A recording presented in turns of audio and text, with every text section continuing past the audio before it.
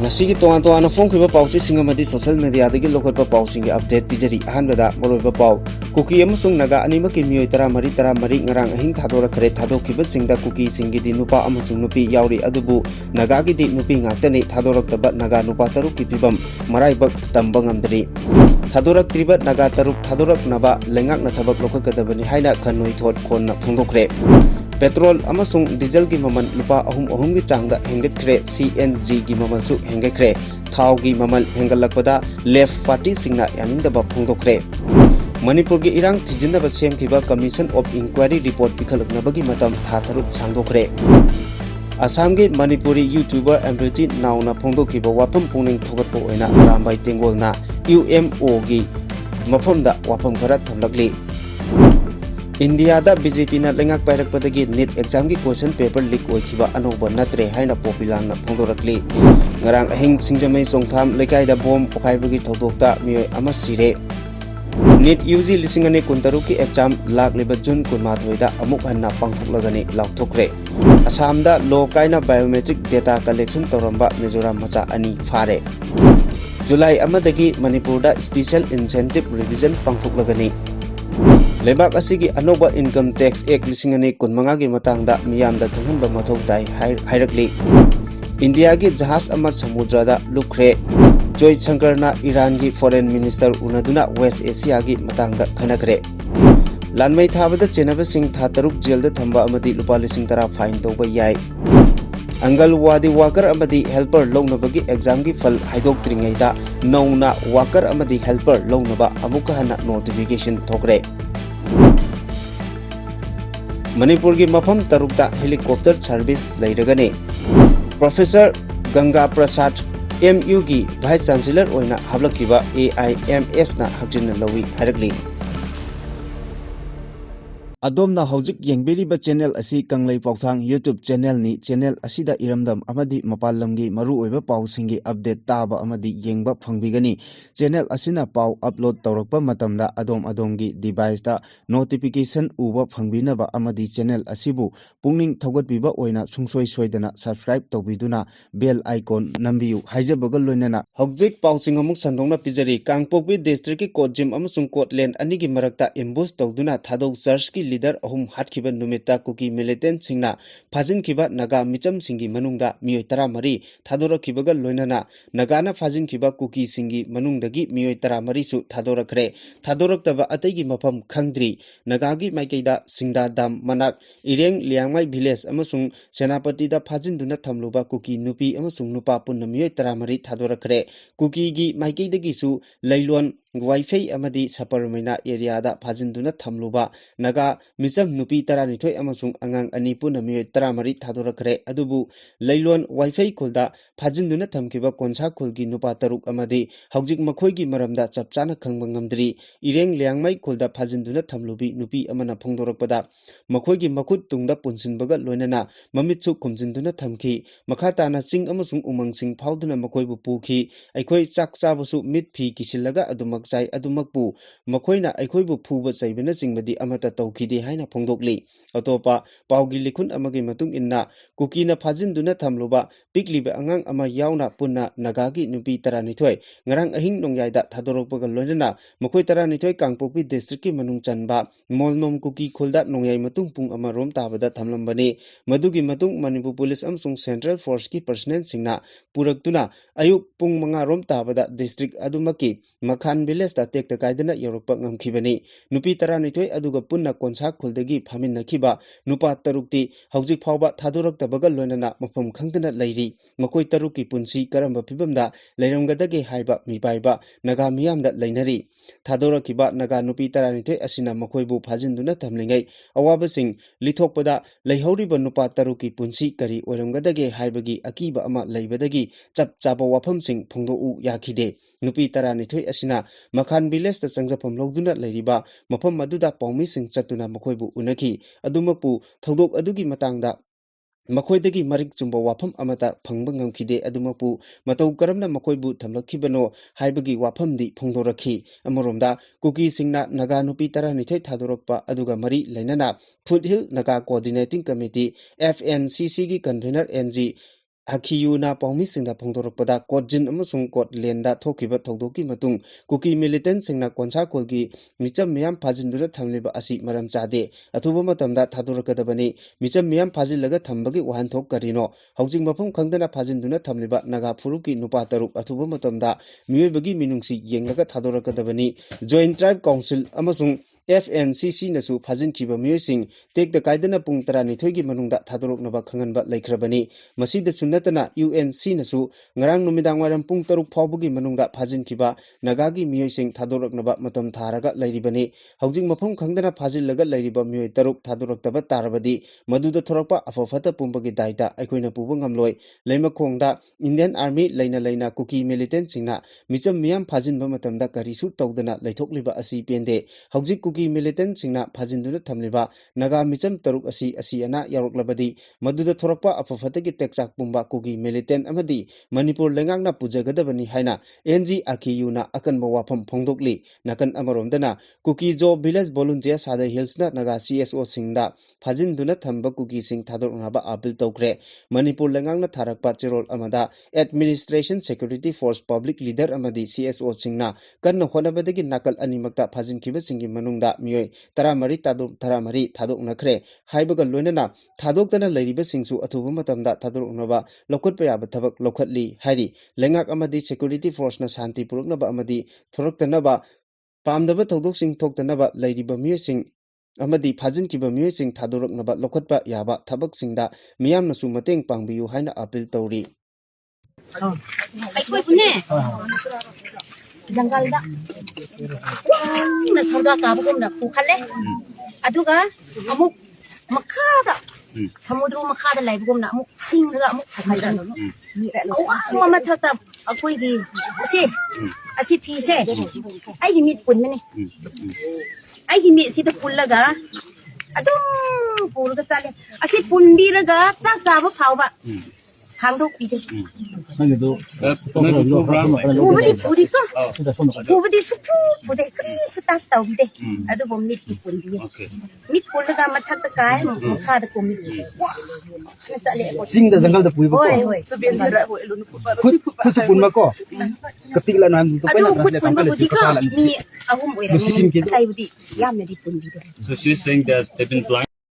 Makha tarakpada Kuki militant singna Konsa Khulgi Khunja Tara Nipal Phajin Kraba Matungda Nupi amasung Angang Singdi Thadoroklabasu Khunja Nupa Taruk Thadokdana Lairiba Asi Thadoknaba Lengakna Akan Matabak Lokhatkadabani Haina Khanui Thot Khon Voice of the Naga Youthna State amasung Center Lengakta Taksilakli Thadoroktana Lairiba Konsa Khulgi Naga Village ki Nupa Taruk adudi Dr. Manu Thiomai Chahi Nipumanga Phenrongwi Thiomai Chahi Nipuhumdoi Phenringlung Sawang Chahi Kuntrao Taruk Kaliwangbo Abon Mai Chahi Kulhumdoi Kenpibo Chahi Kunipan amasung Delip Thiomai ni Chahi Kuntrahumdoi Khanui Thot Khongi Maikidagi Taliba demand singdi Ahanbada Naga Kunja Taruk Asi Hingli Haiba Khangnaba video call video recording natraga Makhoi Tarukmak Asoi Angam Amata Thoktana Lairi Haiba Khangnaba Kudam Changdam Ama Phangnaba Lenghangna Akan Mathabak Lokhakadabani Anisubada condition Amata Yaudana Thadoraknaba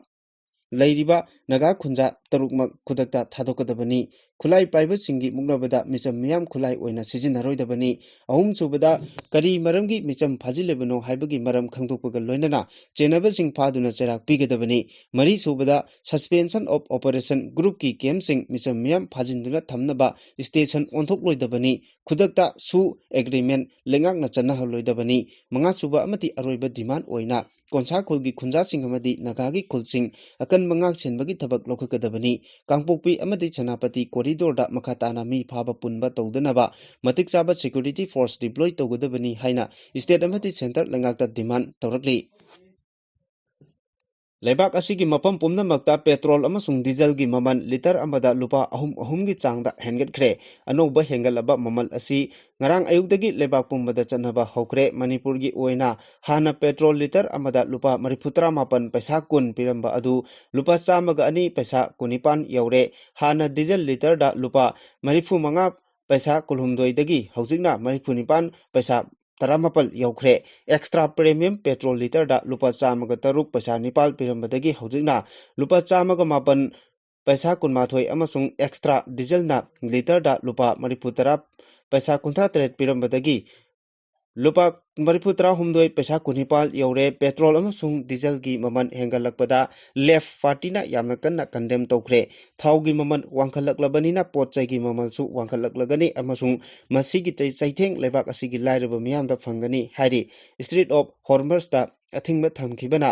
maram oiraga petrol amasung diesel gi maman hengalakhibaga loinana CNG gi mamal su lupa ani gi changda hengatle West Asia da thokliba asigi matangda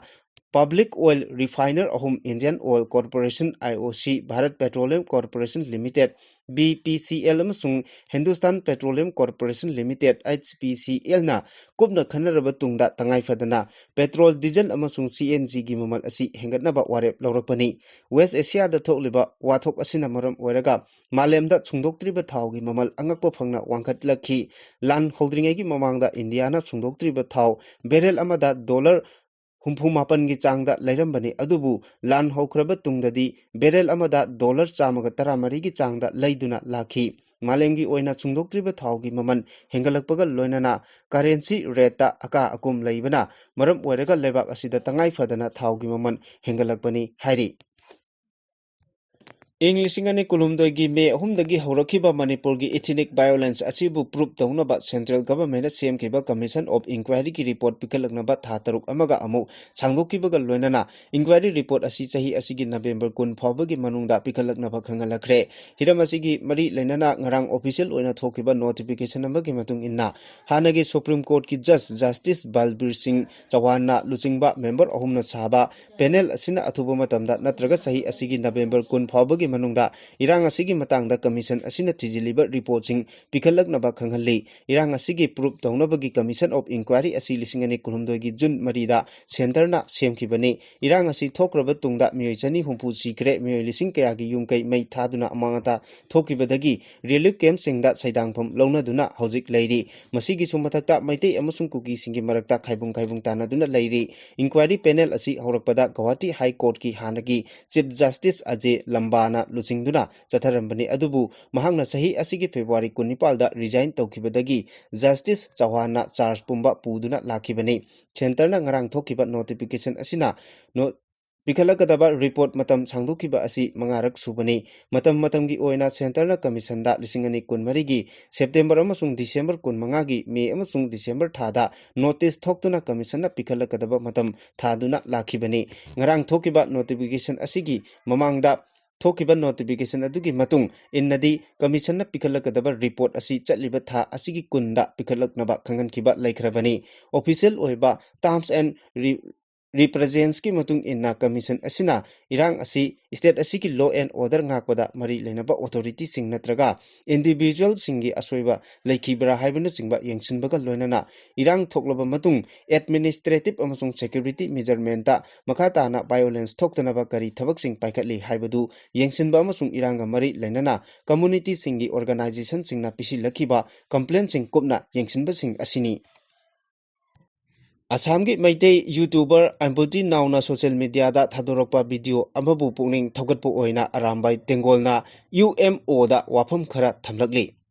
UMO gi ima singi mafamda nachana wafam kharadang thamjage lalabasung ngakpiu iramdam asida leiriba loop CSO organization CSO amadi atei leiriba loop khudingmak makhoigi rule and regulation khudingmak kanglaipak asidagi kanglaicha singbu ningtamna mikha pondana hingba haiba asida pandam oiduna chatliba ngaktani adubu ima singi UMO di kanglaicha asibu muthatke khanba manba ama nachana ujaba phangi masidi fatabra khali maramdi Tungi yumbi kaya puthora kaduriba ima kayabu UMO gi mingda yumba lolgi lambi dagi lapthok halle adunadi iramdam asi karamna chakhutkani masi ima singna maru oina khantha haningi masi hai haiduna nacha singbu warubiganu haina Arambai Tengol gi maike dagi phongdorakli India da BJP na lengak pairakpadagi NET exam gi question paper leak oikhiba anauba natre handak Rajasthan gi BJP leader amasu chenarambadagi CBI na fare mamangdasu aruba exam kaya gi question sing leak oibagi issue laikhre haina Manipur Pradesh Congress Committee gi General Secretary in charge NSUI N Popular na phongdokre ngarang Imphal gi Congress Bhavan da pangthokiba CNUI gi thongmi singna paugi mifam amada NSUI in charge Ningthokjam Popular na Makhatana Haibada Rajasthan dagi BJP leader Dinesh Wiwal Koba Mioi ama lupa lakh 30 da net exam ki question asi leiraga exam thagadaba mahiroi kaya da question asi lupa lakh ta yonkhi Dinesh Birwal CBI na haukiba numitsingda phakre question leak oibadagi NTA na exam asi cancel tawkhibadagi GOA da mahiroi ama ningba kaibadagi masa mathanta sijakre haukiba sahi tareta aruba exam humudra hena question leak oibagi tawdok thokre asigumba tawdok asi maru oina NDA na lengakpa state singda ayamba thokli mamangi wathok kaya da BJP leader kaya chenaramba laikre BJP gi lengak asina mahiroi singi Karigumba amata khanba laiti haina phungdokli Ngarang numidang nongyai matung pung 12 rom taba matamda Imphal West District ki Singjamai Police Station na konba Singjamai Chongtham Laikai da leiba Imphal More lambi paring da leiba RS Dental Clinic ki mamang maktada bom pokai bagi thodokta mioi ama laikhidre Police dagi phangba pawgi matung inna nongyai matung minute kun rom helakpa matamda Singjamai da bom pokai khibagi paw ama laki Police ki team na bom pokai bamda sangsinduna yenglubada masik maming khangdaba mioi ama gari macha amagi manakta Siraga taraga leiramba thenaki thodok aduda laikhidraba mioi adu hojik phawba masak maming khangba ngamdri asiba hakchang lokhatlaga rims ki mirel changda thamkre bom asi mioi aduna bom purakpada pokhai rakpa oiramgadra haibagi chingnaba lei loinana pokhai khiba bom adusu IED oiramba yai haina chingnei hari bom pokhai khiba aduda laikhidraba mioi aduna tonglakpa gari macha amasu police na lokhatkre bom pokhai khiba aduda manakta leiramba gari ani amasu akai atoi thoki thodok asigi matangda Singjamai police na case ama lokhatlaga makhatabagi thabak lokhatpa hokre bom pokhai khiba mafam adugi mioi singnadi bom pokhai khiba matam adu athengba ahing oibana laikai adugi mioi amatadi asok apan yahokhidre haina phongdorakli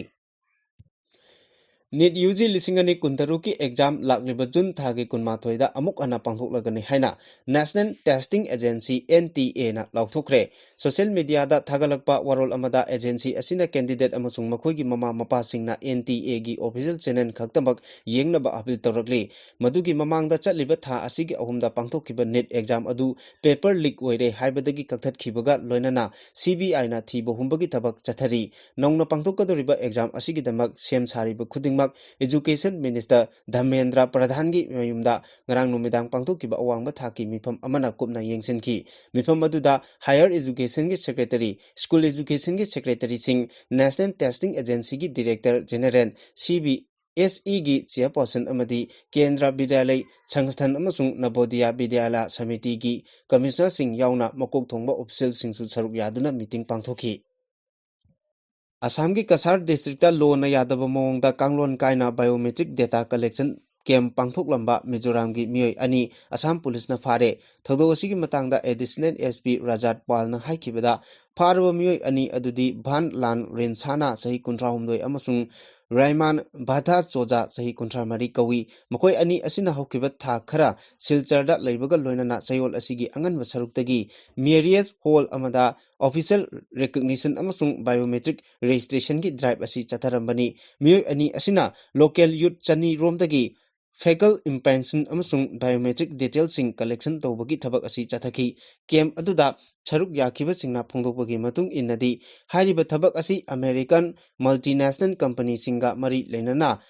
lainaraba matungda makhoigi khudongchaba kaya ama phangani haina phongdokli adum oinamak miyosing adugi maikaidagi camp aduda saruk yariba singda valid oiba authorization natraga document sing puthokpa ngamdabadagi makhoi sing adugi mathakta miyamda namthak tawbagi case yauna Information Technology Act lising ani gi makada tongan ba provision gi makada case ama register tawre pharo mioi ani aduna drive aduda miyosing adu athuba matamda sel amasung kudongchaba kaya phangani haina namthak tawduna hariba sasannaba thongsing asi chatharambani haina police ki report na phongdokli July amadagi Manipur da Special Intensive Revision SIR pangthoknaba Election Commission of India na khangalakle haina Manipur gi Chief Electoral Officer Arun Kumar Sinha na thadorokpa cherol amana khangalakli cherol asigi matung inna May 10 dagi 18 fawba training amadi printing na chingba sem sabaga loinana May 13 dagi June 19 fawba da booth level officer singna yumthong kuding chatuna yengsingani June 19 fawba da polling station sing rationalization togani July mangada draft electoral roll phongani July mangadagi August mari phawbugi manungda claim amasung observation tongnabagi khudongchaba phanganbaga loinana July mangadagi September ani phawbada claim amasung observation singi aroiba warep logani loinana September 3da final electoral roll phonglagani hari May 19 dagi June 19 phawbada booth level officer singna yumthong kuding changtuna masing thibagi thabak togani electoral roll khuding makta enumeration sing form su phanghangani hari Lebak asida nongna chanariba income tax act lisingane kunmanga miyamda khanghanbaga loinana act asigi matangda awareness piba matau tai haina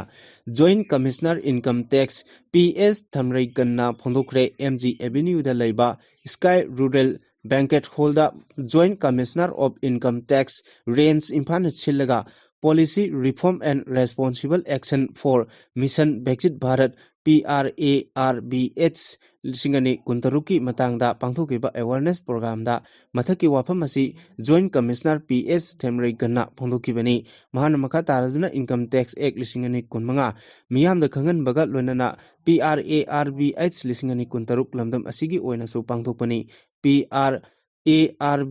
Lisingani Kuntaruk Haldokba Aduga Mari Lenana Mahakna Phondokpada Policy Reform and Responsible Action for Mission Brexit Bharat Asi Lebak Sinba Thungna Pangthok Nari Ek Asigi Chanariba Income Tax Ek Asidagi Semdoklaba Ek Amani Masigi Maramda Expert Singna Mamutana Miyam the Kangan Gadabani Lenana Miyamgi Oiba Apam Pamda Semdok Haningba Labor Sing Adugi Pautaksu Logadabani Ek Asi Income Tax Kamari Lenaba Stakeholders Singa Tanaraga Hena Kudong Chanaba Mongda Semba Ek Amani Haiba Wapamsu Thamki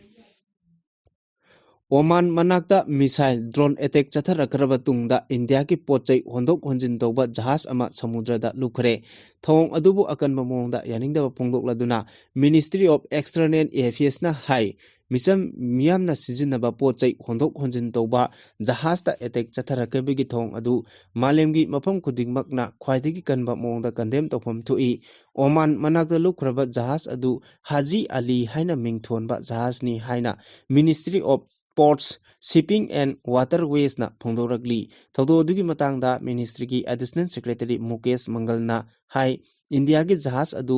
sola milia digi jahaz tamna lakpadagi lambida attack chatharakpadagi samudra aduda lukhibani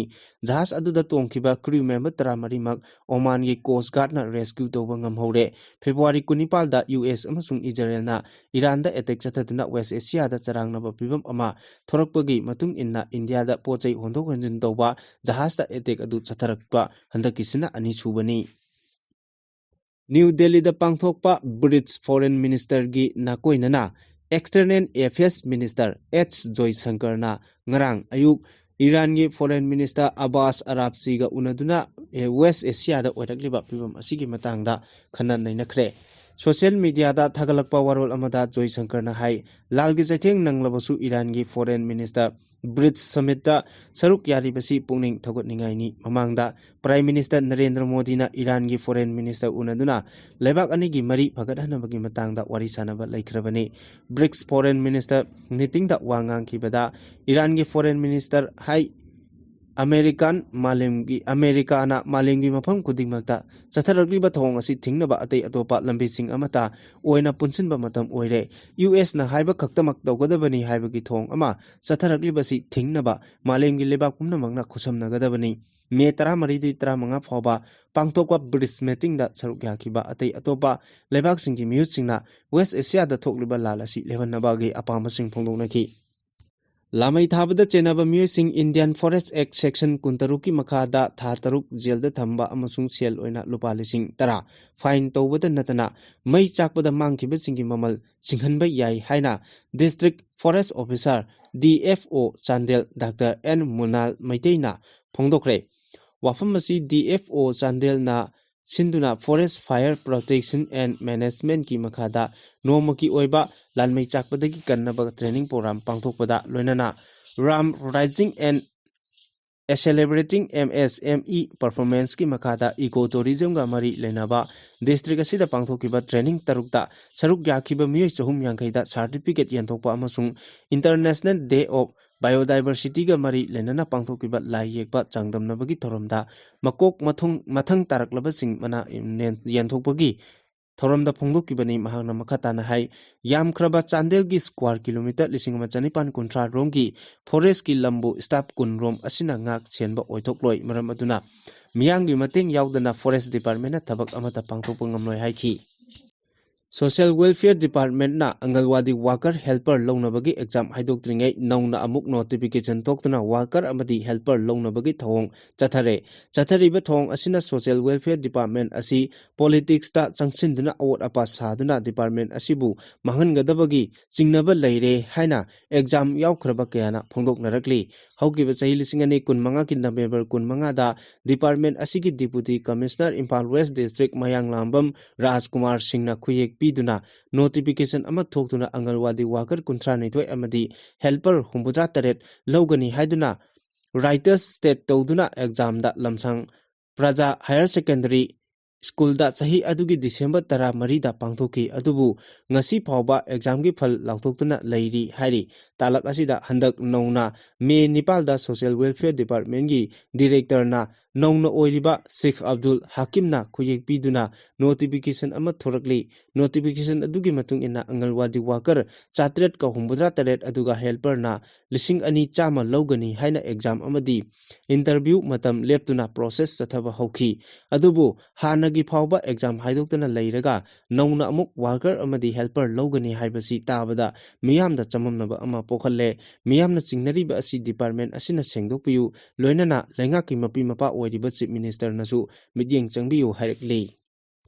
Manipur Heli Service ki makada leiriba helicopter service singi hanagi leiriba matam adu chatnararoi anoba matam ama thokre hairi hiram asiga mari leinana State Transport Department na thokpa chirol amana hai chayol amagi matungda tongan ba route ta helicopter sing nungti gi pairagani helicopter service tawgadoriba Manipur gi mafam sing adudi Imphal dagi Jiribam Ukhrul Churachandpur Tamenglong More amadi Lairok sing na singba mafam singda helicopter service leiragani helicopter service sing asigi anoba matam ngarang dagi chanaba hokre helicopter service singi ticket kakpa yauna akupa marol heli service Manipur transport in dagi khangba yagani Ministry of Education Government of India na ngarang hathu Professor Ganga Prasad official oiba notification ama thoktuna Manipur University ge Vice Chancellor in charge oina hablakhiba asida apunba Ireipak Mahiroi Sinpanglup AIMS na haksinna lawbaga loinana nungaitaba amasung pendaba phongdorakli hiram asiga mari leinana AIMS ki headquarter general secretary oinam Amarjit Maiteina khuyek piriduna press ta thadorakpa chirol amada